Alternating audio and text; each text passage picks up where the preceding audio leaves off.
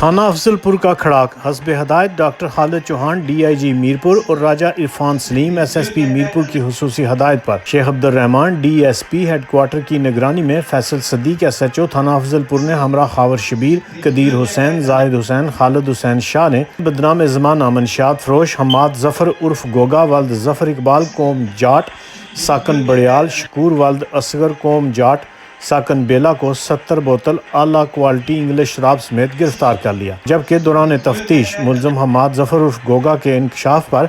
2 rifle 12 bore 30 bore 2 عدد 165 دانہ روند 60 دانہ روند کلاشنکوف و دیگر اسلحہ برآمد کر کے ملزمان کو بند حوالات کر دیا۔ عوام علاقہ نے پولیس کی کارروائی پر خراج تحسین پیش کیا۔ رپورٹ راجہ آفتاب احمد، KFT نیوز، کھڑی شریف۔